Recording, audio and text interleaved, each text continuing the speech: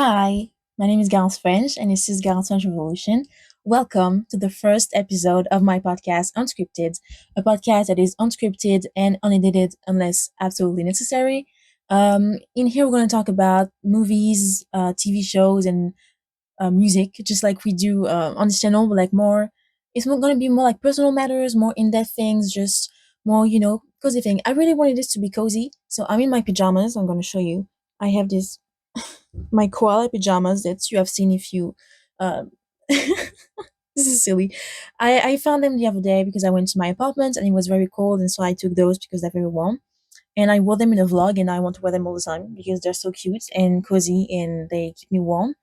I bought this, like my mom bought this back in middle school because it was all the rage, and I never wear it, and now I want to wear it. So there it is. Because I really wanted this to be a cozy vibe. Like, this is at night. I'm filming this. It's nearly 11 p.m., which is very late for me. And yeah, I'm in my room. I'm in my pajamas. I turn on the lights. I have the lights over here. I have the lights over there. This is very cozy. This is like a pajama party. We're having fun. We're talking. Well, we're not gonna have a lot of fun in this video. I'm sorry. We're gonna cry a lot probably. But in today's video, for the first episode, I want to talk about the movie We're Leaving Time. So, I recently went to see it. Again, if you are subscribed to my other channel, Garance French, I made a vlog about it. This one was in Italian, I think, but I went to see it in theater. That was like nearly a week ago now. I am still not over it. This was one of the best movies I've ever seen in my whole life. Definitely the best movie I've seen so far in 2025. Mind you, we in February, so you know. But I'm obsessed with this movie, and I needed to talk about it, and not just like do a small review and stuff. I want to talk about the movie and what it means for me, and let's just talk about this. So, warning: there will be spoilers about the movie, and this is gonna be a little bit sad. Maybe I'm gonna cry because I cry a lot. I've been crying ever since I watched this movie. So, yeah, I feel awkward doing this because I can be a bit awkward sometimes, and usually I like edit those passages out, but I can't do this now. So, all right, so bear with me, and I'm sorry. Also, I'm French, so sometimes I'm gonna speak too fast and not articulate enough. So forgive me, but like, yeah, it doesn't matter because we're at a pajama party and we're just casually talking. So, first of all, can we just? I love this background. Usually, I don't film here because this is like my closet slash office space. It's kind of weird, but I love the decoration I did here with the little lights, and we have lots of. Again, I showed them on my channel. Like, we have drawings of Zendaya, we have drawings of Chappelle. You can really see there with Beyonce, and I really love those. And it is very cozy, and I like it. It's very me, and I just like this place, and I wanted to record this more cozy videos, out here. So anyway, let's talk about We Living Time. I will put on screen like the document. I have this on my computer right here. It's like the credit, like the director, the writer, etc. Because I want to give everyone, their credits. So We Living Time. It's a movie that was released. So it was released in the United States on October 11, 2024. But I'm in France, and so for us, uh, it was released on January. I would have edited this out normally, but like, no, okay. It was released in France and in the UK on January 1st, 2025. So I will count this on my like 2025 movies because even though technically it was released in 2024 in the US, it was released like I count European dates. So I saw it in theater about a week ago, and as I said, I am devastated. I am absolutely devastated. So it was. I don't know if I'm going to read like everything because I'm going to put the names and everything, but it is starring Andrew Garfield and Florence Pugh. I don't know if I'm gonna have the strength to talk about this movie. So again, spoilers. So if you have not seen this movie and you have the opportunity to, please go do it. This is incredible and this is a life-changing movie. That's it. That's my spoiler-free review. But like, okay, now we're gonna dive into the spoilers. So the story, if you haven't seen it, or if you don't care about spoilers, or if you like don't remember exactly, we follow a couple. Tobias. Sorry, I watched it in French because it was only available in French where I am, says, which makes me sad because I think I don't like watching movies. Like, I like watching movies in their original language, because I feel like I'm missing something when I'm watching it in French. But that was the only thing that was available. But yeah, so we have Tobias and played by Andrew Garfield, and Almut, I think that was her name, played by Florence Pugh. And basically, they're a couple, and we follow their relationship and their pregnancy journey, and they're having a child, and her cancer journey as well.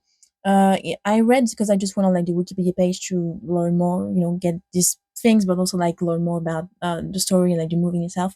And we follow them for like about a decade, and this is a non-linear like storyline. So we begin with them in a relationship, and then her when she's pregnant, and then him before they like when they met when she how do you say it in English?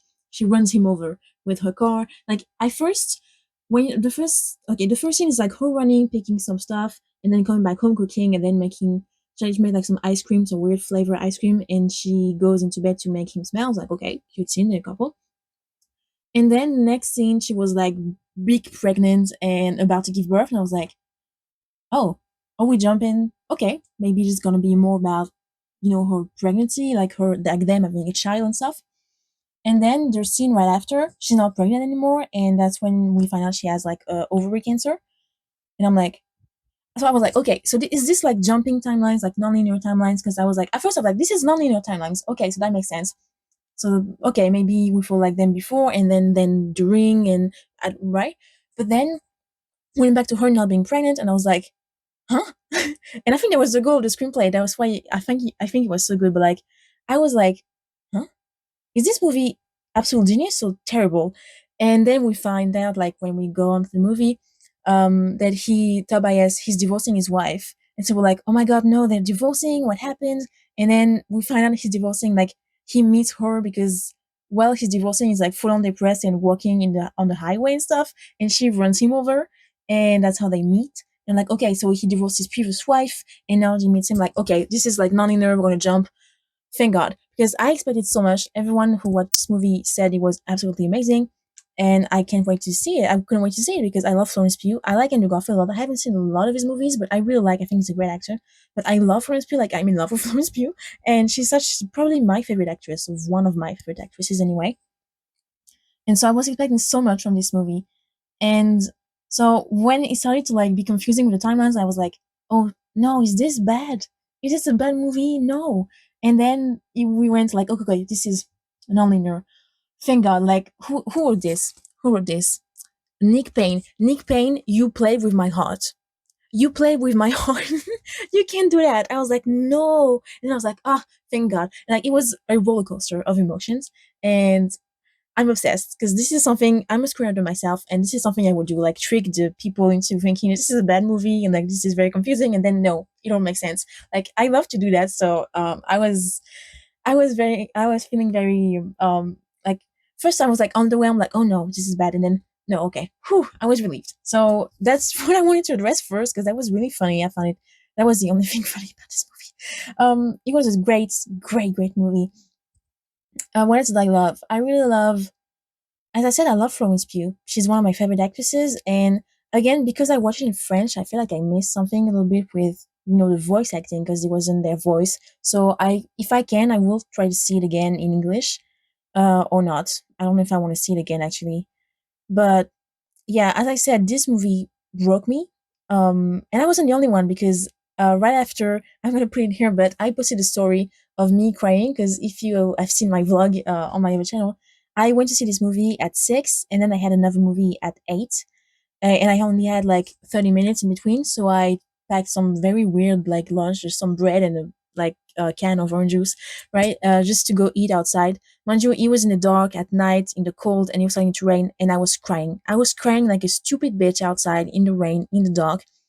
And I put a story on Instagram because that was very funny. I'm gonna put it here. And and one of my friends DM'd me said, "Yeah, I know, I saw it too, and I'm still not okay." And I was like, "Oh my god, thank God," because my friend he's also like very depressed like me. So I was like, "Yeah, this destroyed you too." I feel less alone. So we had a little talk. That we had a little talk about this movie with my friend, and we both loved it very much. And I was like, "Yeah, I'm not okay. I'm not okay because if you don't know me, then hi, my name is Garance French, and I have depression, I have anxiety, I have PTSD. Right now I'm doing kind of okay, but still, still it's still here. It's still bad sometimes." And that movie is just so beautiful. And I think I'm gonna cry just talking about it. I was wanting to cry earlier today. I was thinking about recording this video, and I wanted to cry thinking about the movie. Like this is such a beautiful movie, and this is really a movie for me about the meaning of life. And like, of course, it's called "We Live in Time" because it's not about thinking too much about the future or about the past. It's about living in the present moment and loving the present moment and loving the present moment, even if it hurts, because everything is worth living, and even the pain and even death, it's still beautiful in a way. And as someone with depression, as someone who has struggled with being suicidal a lot, this is a huge, like, it has a huge meaning for me. Like, because as someone with depression, I struggle to see the world in a positive way. Like, I struggle to some, like, it depends, but sometimes I see beauty in everything, and sometimes I just don't see beauty in anything, and that's such a devastating way to see the world because I know there is beauty in the world. I see it in a lot of things, but still, chemicals in my brain um make me feel nothing about it or make me feel sad. And I think this movie really just like shook me inside because it made me see that, yeah, okay, sometimes you suffer and sometimes it's horrible because I mean she has cancer and then she dies and like her kid would not have a mother. Like, this is absolutely awful. And she's so scared with all of her, and she's scared of not being remembered, of she's scared of not leaving anything to her daughter. And it's just so horrible. It's just so horrible, but it's still beautiful in a way because even at the end of the movie, we see Tobias with his daughter, and they're doing the stuff that she was doing at the beginning of the movie, which is like a loop. I love to do that also as a screenwriter. Like, you do something in the first scene, and then you do the same thing at the end, and you see the change. That's how you see change. I'm not gonna go into this is not a screenwriting class, but yeah, the end of the movie, they're taking the eggs and doing the stuff like she did at the beginning of the movie, and then they're shit, I'm gonna need. Then they break the eggs and they cook, and they do it the way she did. You have to cut on the cut. No, you have to break the egg on like a plain surface and stuff. And that was beautiful. That was a beautiful moment, and it just shows that even, yes, she's gone, and that's horrible, but she left something, not just with her daughter, but like with the egg and with who she was as a person. And although it wasn't always funny, with the cancer and with them fighting and breaking up, it was still worth living. And there's beauty in everything, even in pain. And I am that movie broke me. Like, that movie just really, I just I'm crying about it yet again. I don't know. That's why I say I don't know if I want to see it again because it's a very hard movie to watch. But it's an incredible movie. It's so beautiful. The acting was incredible. That birthing scene, I was kind of spoiled about this because someone, I don't remember how, but I've read in a comment or something where they said, "Oh, the birthing scene in the bathroom toilet, the bathroom toilet, the toilet, the bathroom." Sure, what is it? I can't speak English anymore. I'm sorry. I'm too depressed to speak English. When you say the birthing scene in like this, what's it called, the gas station bathroom was incredible. I was like, okay, that's weird. I knew a little bit about the movie in terms of I follow people who saw it at TIFF because it was released at TIFF. Yeah, that's right, in September. Okay, wait, I'm gonna need to take a tissue. Ugh, sorry, I'm gonna blow my nose on camera. I hate to do this. I might edit this part out because that's necessary. Jesus Christ.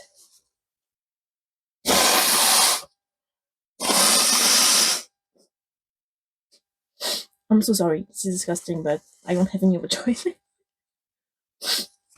What was I talking about? Yeah, the bathroom scene. So yeah, I was spoiled about this, but I didn't really know. I only knew that she was a cook and that they were gonna have a daughter because I saw like behind the scene things, but I didn't know exactly what was gonna happen. And so yeah, that birthing scene in the bathroom, huh?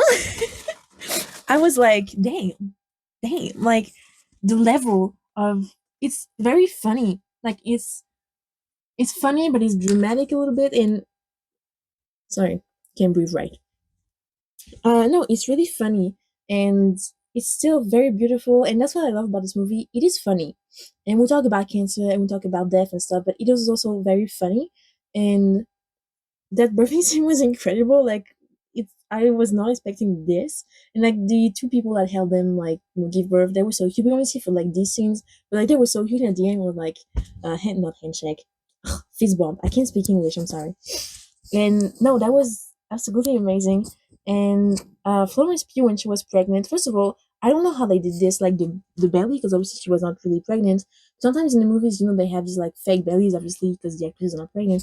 But these like those were like hyper realistic ones that blend in with the skin and stuff. So I really wonder how they do this, because sometimes if it's like hidden underneath a dress or a shirt, you need like the structure, the shape of it, but it doesn't need to be believed like hyper realistic.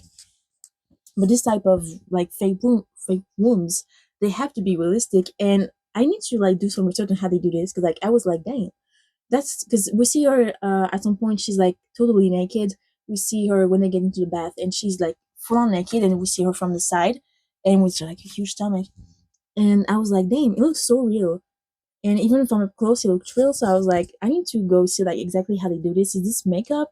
I don't like it is makeup, but like what is it made out of? Like as a filmmaker, it's just really like making me curious. Like, yeah, is this made of like rubber or stuff? I don't really know. So I'd have to do some research about this, because it was very well done. What else can I talk to you about that doesn't make me even more sad?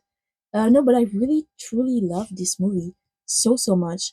And as I said, it has I would say I don't know like helped me with my depression lately, because it's only been a week, so I don't really know. But it really made me think about life, because as I said, I have depression, and I said that 1,000 times already in this video. This is 15 minutes long, and I said that 23 times. But um, I struggle to see the world in a positive light, and although I've been doing slightly better lately, it's up and down with me. It's like roller coasters. Sometimes I'm fine, and then 2 days later I'm not fine anymore. And the same like thing I can like love, and then the next day I hate it. And it's just so unstable, it's like I never know what to think, what to feel. And this movie made me see that, yeah, even within things that are hard to go through, you still look back on them, maybe not with fondness, but like you appreciate them having happened, because it made you realize stuff, and there's still some beauty in it. I don't know if I'm like explaining it right, but like we live in times, like we live in the present moment, and everything is worth living. And as a person, again, as I said, who has struggled with societal ideas and stuff, this is really powerful for me. And I'm gonna cry again. Jesus Christ. But like this is such a beautiful movie, and I'm so glad I went to see it. And I was completely devastated for like the half hour I had before the other movie, and then I went to see another movie, which was The Room Next Door, and I didn't really care for this one, so I was like, dang, that was like a downer. I was like, okay, well at least because like I was in the theater, as I said, 30 minutes later, the other movie was starting, and I was still thinking about Leaving Time. I was saying like almost crying about Living Time. And at the beginning of the movie, my feet were doing like this because I was not nervous, but like my heart was still being fast from watching Living Time, right? And that was incredible. I was like, dang, like I'm watching another movie, and I'm still thinking about this one. And mind you, I love going to the to this. I was gonna say theater and cinema at the same time, like theater to the theater. I love going to the theater, and I don't get the opportunity to much anymore because I live at my mom's house, which is in a small city. Um, so I wanted to see those two movies like back to back, and I really enjoy going to the movies. When I'm in a movie, like I'm very like locked in and focused. Unless the movie is not like maybe not bad, but like if I'm not like fascinated by that movie, usually I'm just like focused on the thing, which is weird because like when I'm at home watching even like on my phone, I because I watch a lot of movies like on Netflix, on Disney Plus and stuff. I'm never like focused just on the movie. I'm always doing something on my computer or something on my phone, right? And here I was very focused on the movie, and yet I was still thinking about We Live in Time, and my heart was still beating fast because of the previous movie. And it made me think also something very silly because okay, that same week I went to see four movies. I went to see Nosferatu on Tuesday, Mufasa on Wednesday, and then on Thursday I saw We Live in Time and then The Room Next Door. And I was thinking how it was the same room. I sat basically at because it's like a one room cinema, it's a small thing. I sat like basically at the same maybe not the same seat, but like I usually have my favorite seat and stuff. So I sit like always in the same place kinda. And it was always funny like to me how it's the same room, the same seat, the same me, same person. I was wearing the same shoes, the same jeans, right? And it's so different from like because I went to see like Nosferatu at 8 p.m. and I went out there, it was like 11 when it was over. And there was, I don't know if you've seen Nosferatu. I think I'm gonna make a video about it too. But Nosferatu was like blood and disgusting thing and sex and stuff happening. I was like, whoa. And then, like, literally the next day, not even 24 hours later, I was in that same seat watching Mufasa with a bunch of kids behind me. And I was like, damn, like the vibe of the room, like, I don't know, like, I think about this thing sometimes, I don't know why. Like, the vibe of the room is so different. Like, less than 24 hours ago, I was in that same seat looking at people eating, like, someone, spoiler for Nosferatu, one of the dudes, like, bit off a pigeon's head, and there was blood everywhere, and there was a lot, like, of nudity and stuff, and not a lot, but, like, there was some nudity and lots of blood and stuff, and, like, and then less than 24 hours later, I'm sat there with a bunch of kids watching Mufasa. And by the way, I love Mufasa. I don't know if I'm gonna make a video about it, but I really liked it. But, like, I was like, this is funny. And then with Leaving Time, and then the room next door, I was like screaming, crying, throwing up for Leaving Time. And then half an hour later, I was like, in front of, like, the room next door. I was like, all right, like, this is so funny. Like, how I think I was in the same seat because there was not much people, so I couldn't always, like, choose my seat. But, like, I was really just here, like, having the time of my life, crying the whole movie, and then, oh, this is bad. Like, in the same, like, hour, like, it's just crazy. I don't know why this makes me so, but that's something I thought about that. That was very funny. But yeah, so with Leaving Time, incredible. And I came back home. I did not go on my computer quite then, I don't think, because I came back home like late around 11. But I've created this on this channel, this award show called the Golden Media Awards. I recently published the edition for like 2024, the year of 2024, where I nominated the movies, the TV shows, and the music of 2024, and people could vote for it and stuff. And I will do the same for the year of 2025. And I already started, like, I made up some new categories and stuff, and I already started, like, nominating movies and other stuff, because I want to nominate them, like not nominate them, like, put them as what they could be nominated for, as I'm watching them, like, just after watching them, because then I don't forget some movies. Because they were, like, in last year, I forgot some movies. I wanted to nominate some stuff, but I forgot to include them. So I didn't want that to happen this year. So I will, like, as soon as I listen to, like, a new album, I will put it, if I wanted to nominate. If I want to nominate it in best album, best pop album, whatever, I would put, like, immediately, so I don't forget. And so I nominated this movie for, like, best movie, best actors, best screenplay, best every, like, I don't know how, like, I I could not wait to go home and do this because I really want to give every award to that movie. And I don't know if it's gonna. I don't think it's gonna be an award player, not for this season, and probably not for next year either, because this is too late.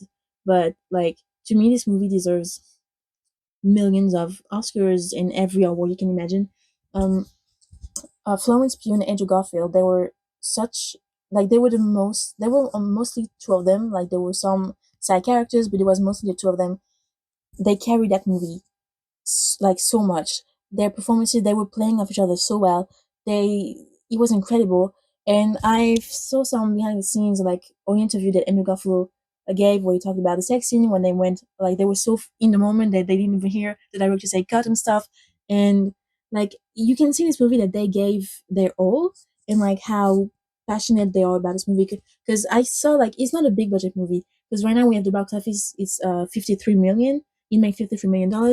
But I saw the box office was between, not the box office, the budget was between 10 and $20 million, which is a very small movie. And like, it made more than double the budget. Oh my god. It made more than double the budget. So, I mean, this is a small movie, but you can tell this is like a passion project. And this is the kind of movies where actors shine a lot, more, for their acting and for, like, their intense performances.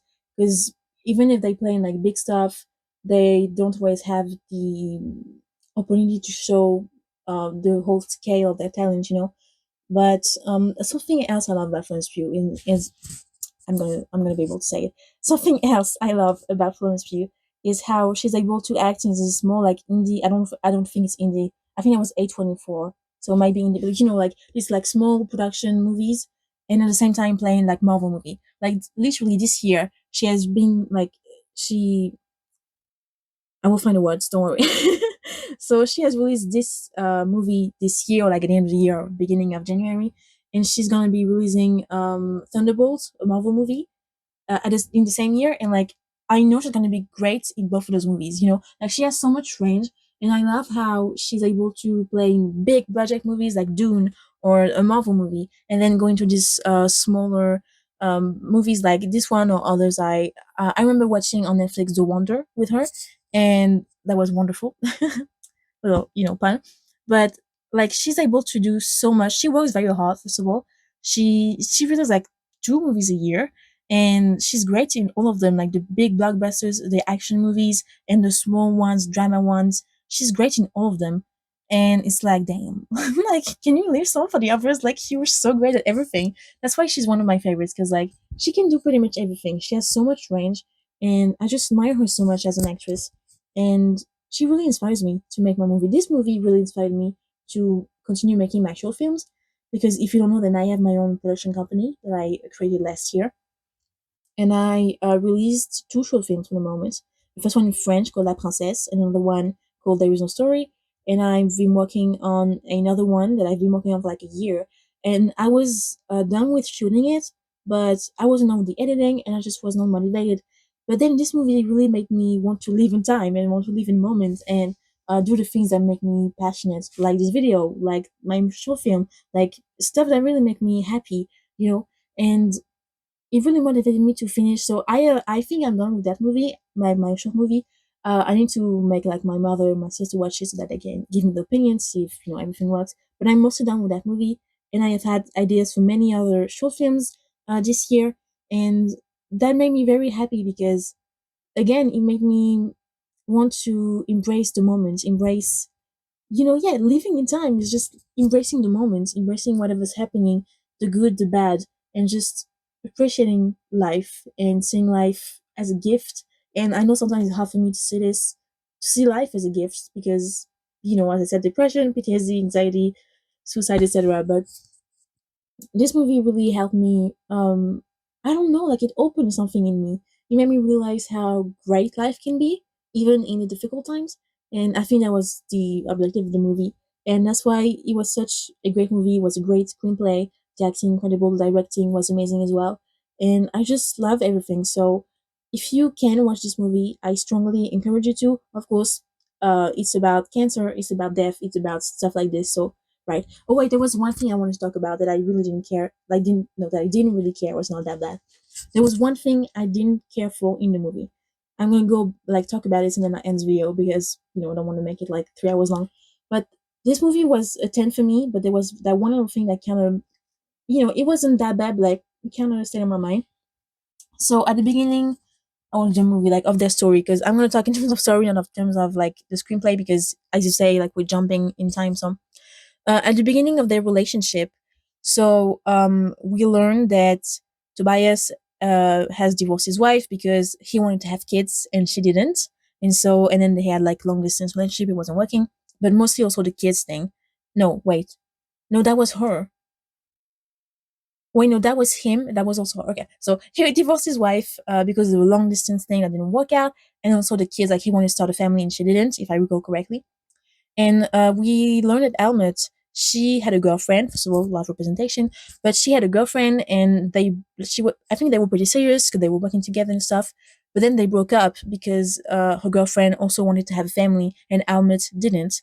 And um, at first, in this stage of relationship, like at this point in the movie, they really portray Almut as like being, so obviously she's queer, so she maybe she had a girlfriend and she's in a boy, so she might be bi or pan or something. Again, large representation. We need more of like this casual representation when we just mentioned, oh, I had a girlfriend and now I have a boyfriend.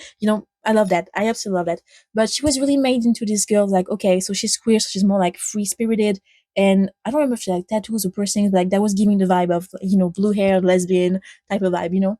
Kind of like, oh, fuck the patriarchy, fuck society, and like their gender norms and stuff. And she does talk about this, like, because then they fight about wanting to have kids, and she's like, hey, I'm only like 34. I'm not like, if I want to have kids, I still can. I'm not old. Like, we have to start this whole bullshit around, like, the, what do you call it in English?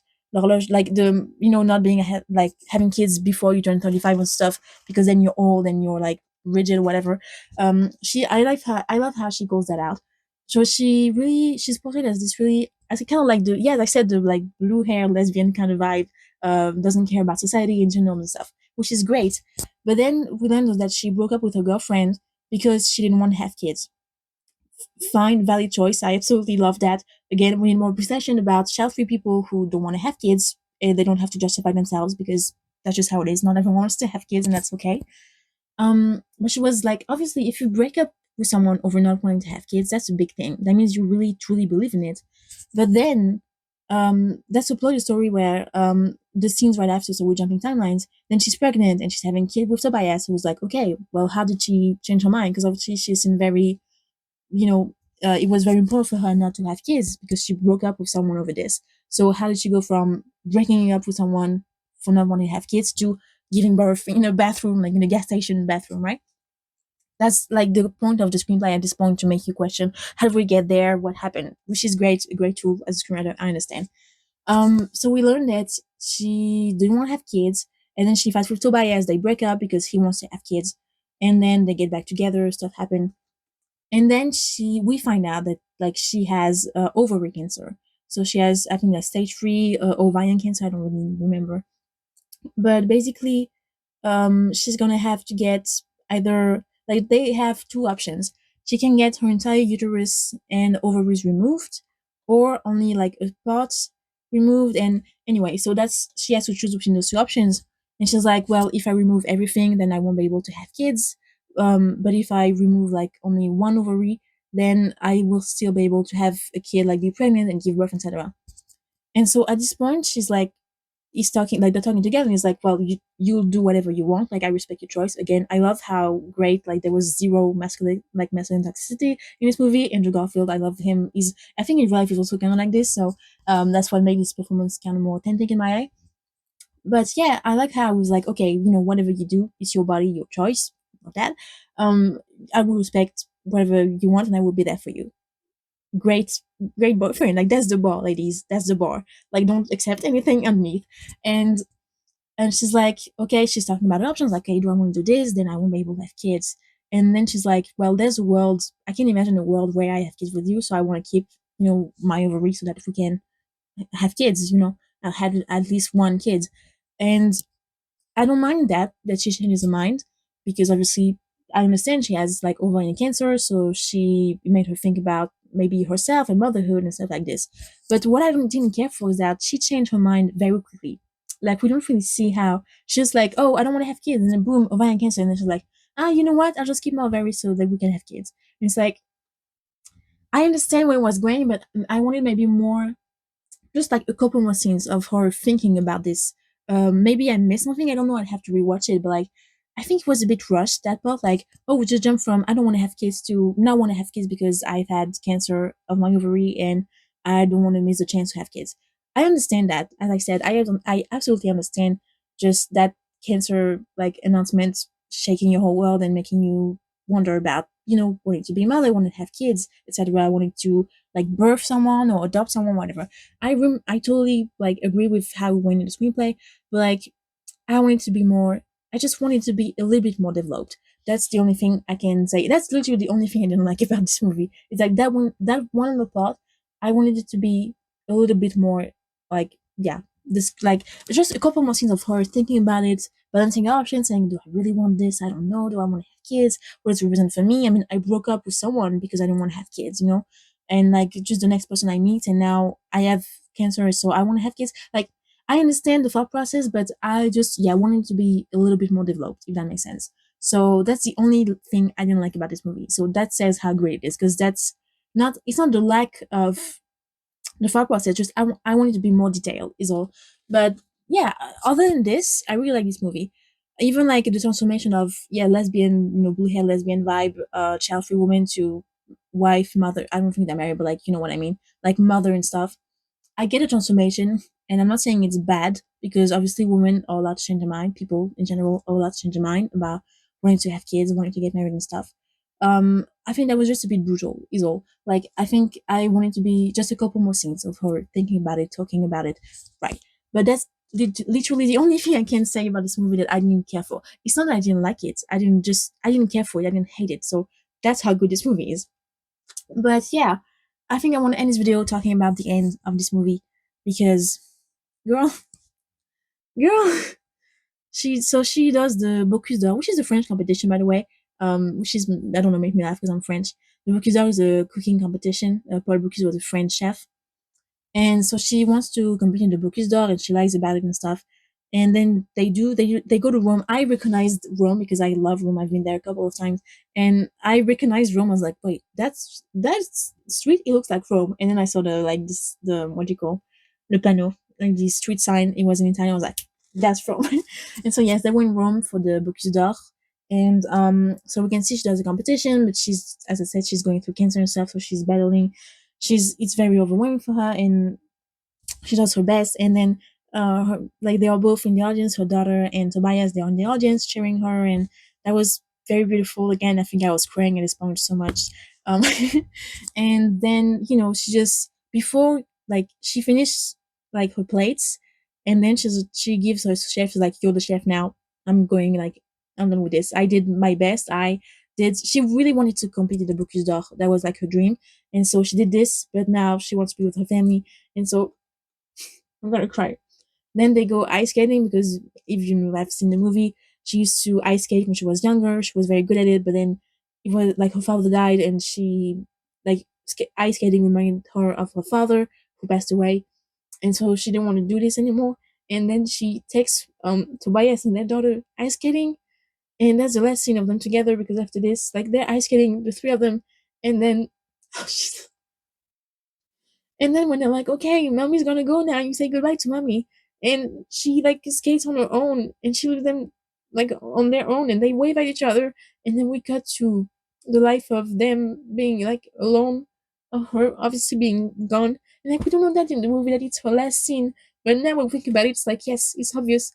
But, like, we see her again, they say goodbye, and then, we go back to their farm, like, the not their farm, like, the place where they live, that's kind of farm, like, and we're like, oh, maybe she's gonna walk through the door, and no, she doesn't, and that's devastating. But at the same time, it's so beautiful because they enjoyed these last moments together, and she did what she wanted to, and she created these moments with her daughter and with her husband, and it was so beautiful. And I was crying so bad for the last, like, 10 minutes of this movie. I was crying so bad.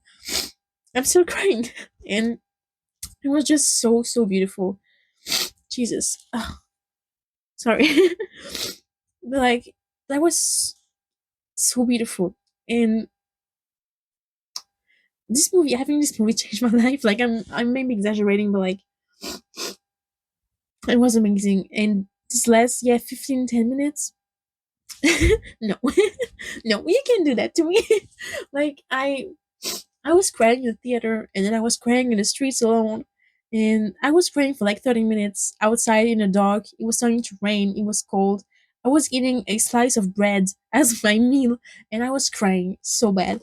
And yeah, those last scenes were, that's it. Like, I was like, thank God it's Lord, because I can't watch this anymore. Like, I can cry more than this. So yeah.